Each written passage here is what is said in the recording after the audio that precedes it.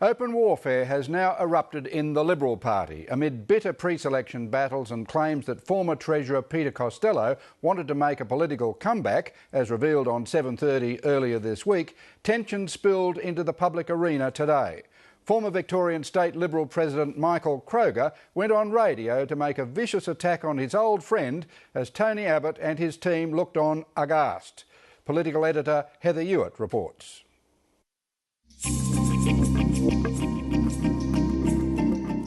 As bust-ups go, this one was breathtaking. The long friendship and political partnership between Peter Costello and Michael Kroger is now officially and publicly over. Well, look, John, after 35 years of being Peter's best friend, ally and supporter, even I've had enough. Even I'm at my wit's end with Peter. And there comes a point where, people have to move on. When Michael Kroger went on Melbourne radio this morning to dump on his old mate, he didn't do it by halves.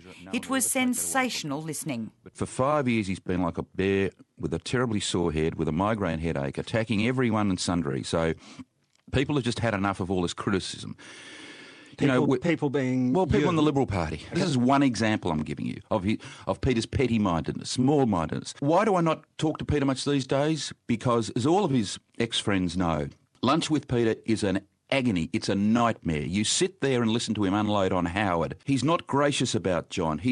Alexander Downer was a great foreign minister. He's got to make up with Alexander. He and Peter and John were the troika that led that government. Peter's got to stop criticising Tony Abbott. He is not an economic illiterate. He's a Rhodes Scholar, for God's sake. He's got to stop criticising Alan Stockdale and Malcolm Turnbull and Robert Doyle and Michael Ronaldson and John Hewson and Andrew Peacock and party people like Jason Aldworth and Helen Kroger. The list goes on and on. He's got to move on and stop bagging everybody, including me. As this and much more was going to air, Peter Costello was at a party fundraiser for his old staffer, the new member for Higgins, Kelly O'Dwyer. It was just down the road from the ABC studios at Crown Casino. Mr Costello, do you have any response to Mr Kroger's allegations? Great day, great breakfast, went extremely well. It's a good day. Yeah, sellout crowd. Yeah, it's great.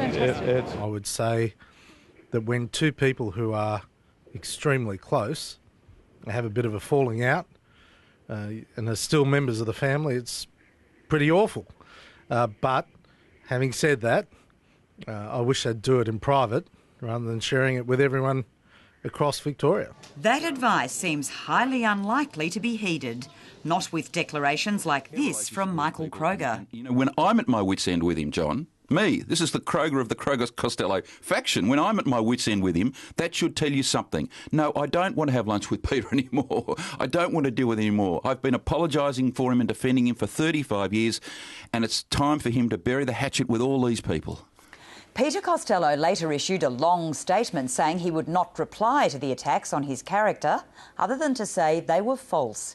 He hoped Michael Kroger would cease them. This formally marks the end of an era when the two men wielded formidable power together in the Victorian Liberal branch in their campaign to make the former Treasurer Prime Minister. It was our report on 7:30 on Wednesday night revealing claims that Peter Costello had canvassed a political comeback with Michael Kroger at a private lunch late last year that sparked today's developments and the total collapse in already soured relations between the two. I don't drink, and I'm not suggesting he drank too much at that lunch, but I've got a very clear focus. I know what happened. I know the date. I know where it was. It was in Melbourne. It was in late October. The lunch is claimed to have taken place here at the exclusive Australian Club. In his statement today, Mr Costello made no specific reference to any lunch, but maintained he hadn't sought a comeback or asked for Michael Kroger's help. He said the events of this morning indicated why he wouldn't place confidence in him. Still, Michael Kroger insists the conversation did occur and that he rebuffed an approach to see if Josh Frydenberg in the blue ribbon seat of Kooyong might step aside for Peter Costello. I said, listen, I'm happy to ring Kelly O'Dwyer or Tony Smith, who are two of his former staffers. And he said, don't ring my former staffers. I said, well, why would Josh Frydenberg or any of the other fellows listen to me? So, anyway, I said, no, that's ridiculous. Tensions built when Michael Kroger's ex-wife, Victorian Liberal Senator Helen Kroger, was dumped to third spot on the Senate ticket. Her supporters think Peter Costello was pulling the strings, but he says he played no part in it. In today's statement, Mr Costello said Michael Kroger had contacted him several times, asking him to intervene, and he declined. The final straw came this week with an unsuccessful attempt to dump Helen Kroger as Senate Whip. I hope it's helped people understand what is going on, and if we can put this to bed and move on, we'd all be the happier. Not much chance of that. While Peter Costello says he frequently advises Tony Abbott, Joe Hockey and others, and is proud of the new generation, the final fracturing of this once powerful partnership and the inevitable fallout from it is a major headache they could all do without. Heather Hewitt reporting.